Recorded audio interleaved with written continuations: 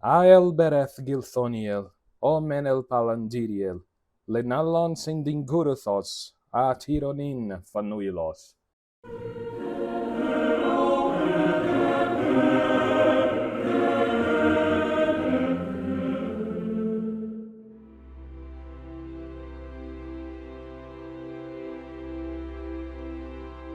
Olá, guardiões, tudo bem com vocês? Hoje conhecemos sobre ela, Varda Elentari, talvez uma das maiores figuras marianas da obra tolkieniana. Mas antes de começarmos, vocês já sabem, deixe aqui embaixo seu like, curta, se inscreva, ative notificações e compartilhe com todos os amigos para não perderem nenhum novo vídeo. Como dissemos, Rainha de Arda, Varda é provavelmente uma das maiores figuras marianas de toda a obra tolkieniana, lado a lado, claro, de ninguém menos que Galadriel. Vamos então ao nosso momento de oração, pedindo a Nossa Senhora, de quem tanto falaremos hoje, as virtudes necessárias para correspondermos às graças que dela recebemos. Em nome do Pai, do Filho e do Espírito Santo. Amém. Ave Maria, cheia de graça, o Senhor é convosco. Bendita sois vós entre as mulheres, e bendito é o fruto do vosso ventre, Jesus. Santa Maria, Mãe de Deus, rogai por nós, pecadores, agora e na hora da nossa morte. Amém. Vamos lá então? Vamos por partes. Vamos começar pelos nomes, pela etimologia. A jornada é longa, portanto, venham comigo. Seu nome Varda é um nome em Quenya que quer dizer sublime, elevada. Suas raízes no Quendi e Quenya remetem a títulos de alta honraria, como Vard, que quer dizer lei ou governo, e Varni, que quer dizer rainha. Mas ela também é conhecida por muitos outros nomes, como Elbereth, que é Sindarin para rainha das estrelas. Tintale, que é Quenya para acendedora ou criadora das estrelas. De Tintale em Quenya temos Gilthoniel em Sindarin e Gimilnitir em Adunaico. Fanuilos, sempre branca em Sindarin. Avradi, que é Varda em Adunaico e tem o mesmo significado. Airetari, que é rainha sagrada em Quenya. Hir Anun, que é o título em Sindarin que claramente quer dizer Senhora do Oeste. Então vejam só, várias formas de invocar o seu santo nome. Um forte traço mariano logo aqui, pois por diversos nomes e invocações recorremos à Santíssima Virgem Maria. Vamos então ao nosso momento caridade, que não somente é a missão do nosso canal, como parte integrante da nossa fé. Helena nasceu saudável e cheia de vida, mas aos 4 meses tudo mudou. Uma miocardite viral levou a uma insuficiência cardíaca irreversível. Ela tem 8 meses e já aguarda por um transplante de coração. Além das despesas normais, as visitas até o hospital, que fica em outra cidade, geram custos constantes com combustível e a alimentação para as demais crianças da família. Os links para ajudar estão aqui embaixo, na descrição do vídeo. Toda a ajuda é bem-vinda para quem está precisando. Vamos então à sua história. Varda existe, assim como os anjos no mundo primário, desde o princípio. Princípio pode ser um termo abstrato, mas basta entendermos que, assim como os anjos, Varda e todos os Ainur foram as primeiras criações de Deus, de Ilúvatar, tal como são os anjos que Deus criou. Antes mesmo do Ainulindale, da música dos Ainur, Varda pôde ver a mente de Melkor e o rejeitou desde o início. Melkor então odiava mais a Varda do que todos os outros Valar, tal como o demônio odeia a Virgem Maria mais que a qualquer outra criatura. No princípio do tempo, portanto, assim ocorreu, como está escrito lá no Silmarillion. Com Manwë habita Varda, Senhora das Estrelas, que conhece todas as regiões de Ea. Grande demais é a beleza dela para ser declarada nas palavras de homens ou de elfos, pois a luz de Ilúvatar ainda vive em seu rosto. Na luz estão seu poder e seu regozijo. Das profundezas de Ea, ela veio ao auxílio de Manwë, pois Melkor ela conhecia desde antes da criação da música e o rejeitou, e ele a odiou e a temeu mais do que todos os outros que Eru fez. Manwë e Varda raro se separam e permanecem em Valinor. Seus salões estão acima da neve sempiterna, sobre Oyolosse, a última torre de Taniquetil, mais alta de todas as montanhas sobre a terra. Quando Manwë lá ascende a seu trono e olha ao longe, se Varda está a seu lado, ele vê mais adiante do que todos os outros olhos, através da bruma e através da escuridão, e além das léguas do mar. E se Manwë está com ela, Varda ouve mais claramente do que todos os outros ouvidos o som das vozes que gritam do leste ao oeste, dos montes e dos vales e dos lugares escuros que Melkor fez sobre a terra. De todos os grandes seres que habitam neste mundo, os elfos têm Varda na maior reverência e amor. De Elbereth a designam, e chamam seu nome das sombras da Terra-média e o alevantam em canção ao surgir das estrelas. Que coisa mais linda é essa descrição da própria Varda. Parece até que estamos falando da própria Santíssima Virgem Maria. Também é dito sobre Varda mais à frente no Silmarillion. Com Manwë habitava Varda, a mais bela, ela a quem na língua Sindarin chamam de Elbereth, rainha dos Valar, criadora das estrelas. E com eles havia uma grande hoste de espíritos em bem-aventurança. E aqui parece até estarmos falando daqueles que são consagrados a Nossa Senhora. Mas enfim, e também a qual hierarquia dos Valar ela era. Tal como está escrito também lá no Silmarillion. E 8 permanecem, os Aratar, os sublimes de Arda, Manwë e Varda, Ulmo e Yavanna e Aule, Mandos, Niena e Onome. Embora Manwë seja seu rei, e lhe caiba a lealdade dele sobre Eru, em majestade são pares, sobre Levando, sem comparação todos os outros, seja dos Valar e dos Maiar, ou de qualquer outra ordem que Ilúvatar enviou a Ea. Eis, portanto, que dentre todas as criaturas criadas por Ilúvatar, Varda pertencia não somente à classe das primeiras criações, como das mais elevadas. Posteriormente, Varda foi quem iluminou as 2 lâmpadas que iluminaram o mundo no princípio, como está lá no texto. Então Varda encheu as lamparinas e Manwë as abençoou, e os Valar as puseram sobre altos pilares, mais elevados de longe do que quaisquer montanhas dos dias posteriores.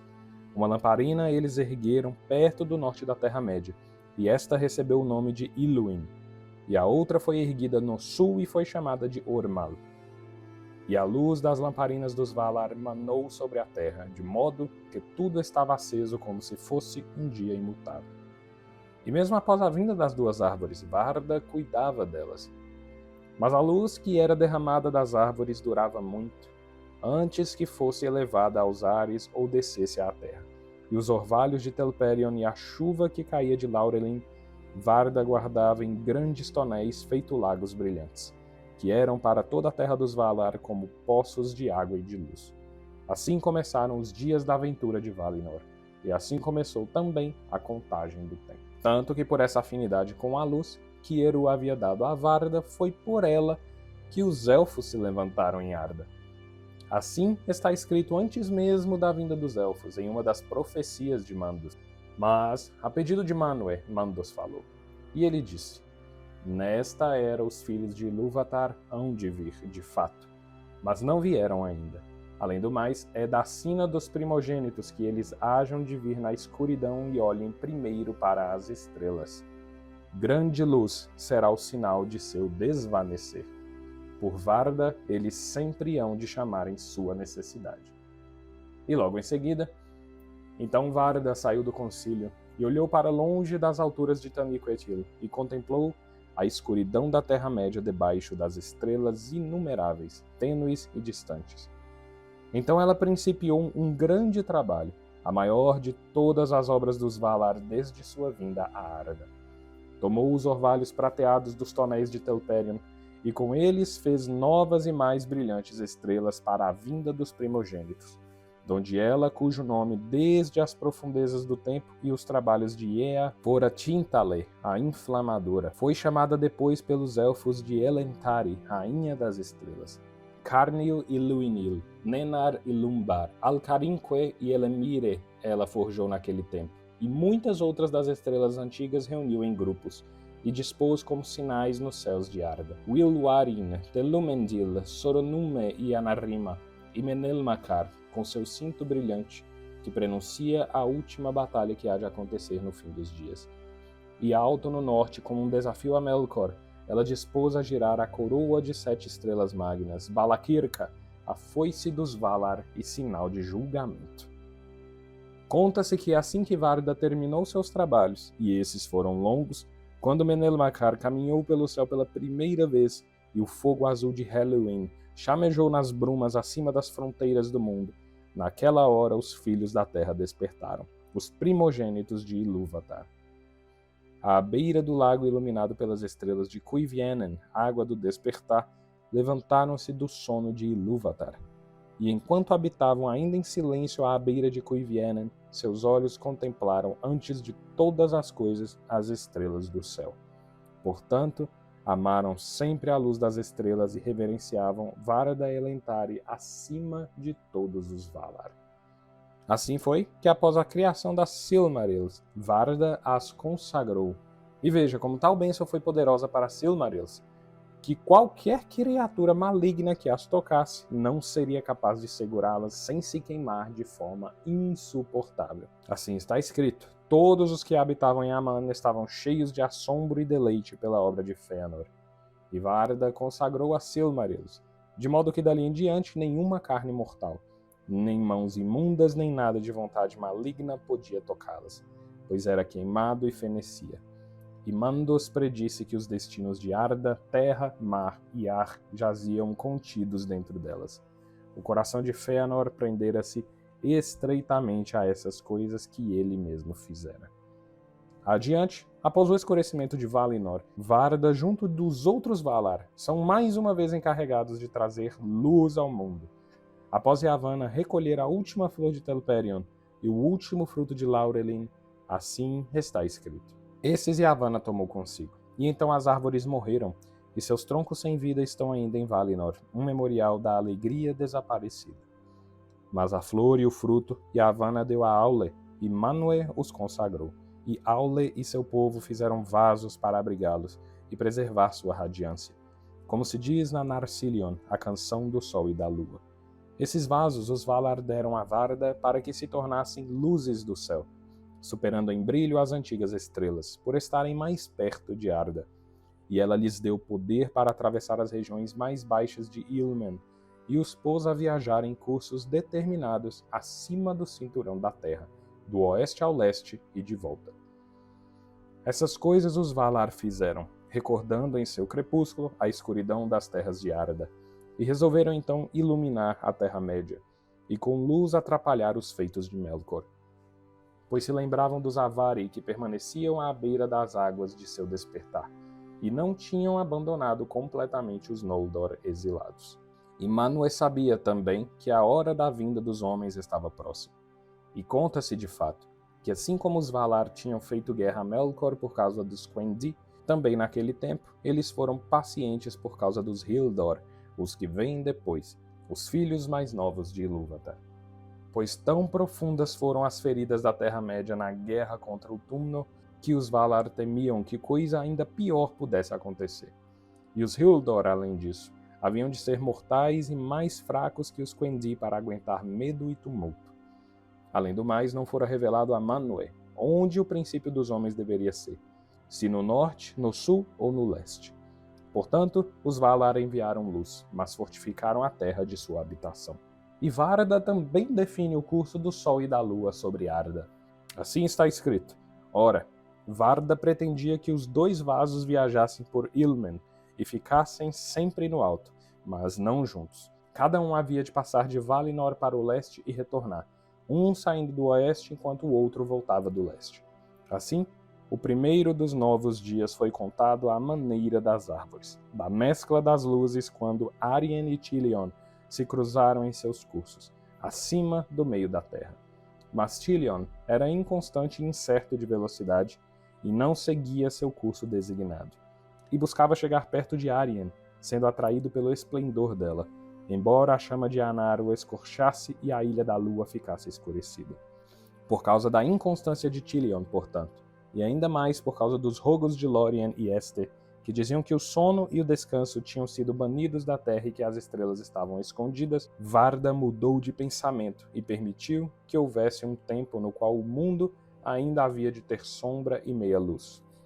Anar descansava, portanto, algum tempo em Valinor, deitando-se sobre o seio fresco do mar de fora. E o anoitecer, o momento da descida e do repouso do sol, tornou-se a hora de maior luz e regozijo em Aman. Mas logo o sol era puxado para baixo pelos serviçais de Ulmo, e seguia então apressado sob a terra, e enfim chegava sem ser visto ao leste, e lá subia ao céu de novo, para que a noite não fosse longa demais e o mal não caminhasse sob a lua. Mas, graças a Anar, as águas do Mar de Fora se tornavam quentes e brilhavam com fogo colorido, e Valinor tinha luz por algum tempo depois da passagem de Arien. Contudo, conforme ela viajava sob a terra e se aproximava do leste, o brilho desbotava, e Valinor ficava às escuras, e os Valar então pranteavam muitíssimo a morte de Laurelin. Na aurora, as sombras das montanhas de defesa jaziam pesadas sobre o reino abençoado. Varda ordenou que a lua viajasse de modo semelhante e que, passando sob a terra, nascesse no leste, mas só depois que o sol descesse do céu. Mas Tilion tinha passo incerto, como ainda tem, e era atraído por Arien, como sempre há de ser. De modo que a miúde ambos podem ser vistos acima da terra juntos, ou por vezes sucede que ele chega tão perto que sua sombra tapa o brilho dela e há uma escuridão em meio ao dia. Portanto, pelas vindas e idas de Anar, os Valar passaram a contar os dias desde então até a mudança do mundo. Belíssimo, não? E como bem sabemos, foi no primeiro nascer do sol que acordaram, enfim, os homens, filhos de Ilúvatar. Lembrando que foi também Varda quem invocou a proteção que haveria de ter ao redor de Aman para prevenir a chegada de qualquer um vindo da Terra-média. E ao fim da Primeira Era, foi também ela, junto dos outros Valar, quem colocou a última estrela no céu, Earendil com a Silmaril atada à testa. Mas, no decorrer da história, os elfos vieram a venerá-la com grande amor, sendo ela a rainha das estrelas. Pela forma como os elfos vieram ao mundo, seu amor por Varda podemos dizer ser muito mariano. Um grande exemplo disso é a canção dos elfos a Elbereth, que Sam e Frodo ouvem lá em A Sociedade do Anel. E assim eles cantaram: neve alva, clara dama, rainha além do mar do oeste, ó luz dos que vamos sob a rama das árvores do mundo agreste. Gilthoniel, ó Elbereth, de alento e olhos puros és. Neve alva, o canto, voz de uma terra do oceano em pós. Ó astros que na era obscura ela plantou com mão luzente, em campos ao vento clara e pura, vossa prata flor vemos nascente. Ó Elbereth Gilthoniel, lembramos a vagar ao léu, em terra longe de selva agreste, tua luz de estrelas no mar do oeste. Vejam como isso é quase uma oração a Varda, que coisa maravilhosa. Tal é o caso de sua divindade, que sua intercessão muito contribui para o curso da história, como vemos com Sam ao enfrentar Laracna. Galadriel, disse ele baixinho, e então ouviu vozes distantes, porém nítidas, as exclamações dos elfos que caminhavam sob as estrelas nas queridas sombras do condado, e a música dos elfos que lhe vinha através do sono, no salão do fogo na casa de Elrond. Gilthoniel, a Elbereth! E então sua língua se soltou e sua voz exclamou em uma língua que não conhecia. A Elbereth Gilthoniel, Omen el Palandiriel, Lenalan Sindingurethos, a Tironin Fanuilos. E com estas palavras pôs-se de pé e era outra vez Samwise, o Hobbit, filho de Hamfast. Agora vem a imundície, exclamou. Feriu meu patrão sua besta e vai pagar por isso. Nós vamos em frente, mas primeiro vamos acertar contas com você. Venha aqui e prove-a outra vez. Pense quão poderosa não foi essa oração, com quanta devoção nosso querido Sam não pronunciou essas palavras. E assim, tal é o poder se rezarmos com piedade e devoção uma única Ave Maria. E pensem, a mera menção de seu nome era suficiente para amedrontar até o Senhor de Morgul, como foi com Frodo lá no topo do vento. Assim está escrito. Nesse momento, Frodo jogou-se de frente no chão e ouviu-se gritando em alta voz: Ó Elbereth Gilthoniel! Ao mesmo tempo golpeou os pés do inimigo. Um grito estridente soou na noite, e ele sentiu uma dor como se um dardo de gelo envenenado atravessasse seu ombro esquerdo. Veja, o próprio Senhor de Morgul lançou um grito estridente no ar. Tal é o caso também ao pronunciarmos o nome da Santíssima Virgem Maria. Não há mal que resista. E após o fim da história, não vemos mais Varda ser mencionada, mas dá para ter uma grande ideia da sua divindade em todo o legendário tolkieniano. Apesar disso tudo constar nos livros primários, há diferentes versões do legendário, presentes em A História da Terra-média, onde algumas coisas referentes a Varda mudam. Há exemplo, em O Livro dos Contos Perdidos, há diferenças devido a ela e Manwë terem filhos, por exemplo, e principalmente a forma como ela contribui para a configuração celeste e o surgimento das duas árvores, que é contada em uma grande quantidade de detalhes, apesar de ser uma versão bem antiga do texto. Já ao final da história da Terra-média, em O Anel de Morgoth, vemos versões mais tardias do Legendário, próximas do fim da vida do próprio Tolkien. E aqui Tolkien escreve um fato muito interessante. Assim está escrito: portanto, Ilúvatar, na entrada dos Valar em Ea, acrescentou um tema à grande canção, que não estava nela no primeiro cantar, e chamou um dos Ainur para si. Ora, esse era aquele espírito que mais tarde se chamou Varda, e, tomando forma de fêmea, tornou-se a esposa de Manwë. A Varda, Ilúvatar disse: dar-te-ei uma dádiva de despedida. Levarás para dentro de Ea uma luz que é sacra, tendo vindo de mim como coisa nova, não conspurcada pelo pensamento e cobiça de Melkor. E contigo ela há de adentrar Ea, e estar em Ea, mas não há de ser de Ea. Donde Varda é a mais sacra e veneranda de todos os Valar, e aqueles que pronunciam o nome da luz de Varda falam do amor a Ea que Eru tem, e se enchem de temor, que só é menor do que o temor de pronunciar o nome do Uno. Que trecho impressionante! Parece até que ao fim da vida, Tolkien realmente tentava tornar Varda cada vez mais parecida com a Virgem Maria, não apenas em majestade, mas em poder. Quanta semelhança com a medianeira de todas as graças, que trouxe ao mundo a maior de todas as dádivas, a luz de Deus, nosso Senhor Jesus Cristo. E isso sem falar em todas as graças que Nossa Senhora já distribui a seus filhos. Claro, isso são apenas suposições, mas é muito claro e muito evidente, principalmente nesse texto tardio, próximo do fim da vida de Tolkien, o tamanho da sua devoção à Santíssima Virgem Maria. E não somente lá, como em toda a sua obra. Não dá para negar, portanto, a importância que é de sermos devotos da Santíssima Virgem Maria. Então, pessoal, por hoje é isso. Espero que tenham gostado de conhecer um pouco mais uma camada de profundidade teológica no Legendário de Tolkien. Se ainda não fez, deixe embaixo o seu like, curta, se inscreva, compartilhe com todos os amigos e digam-nos aqui embaixo o que mais gostariam de ver aqui no Guardião Católico. Eu vou então ficando por aqui, um grande abraço, fiquem com Deus e que Nossa Senhora interceda por todos vocês. E até o próximo vídeo!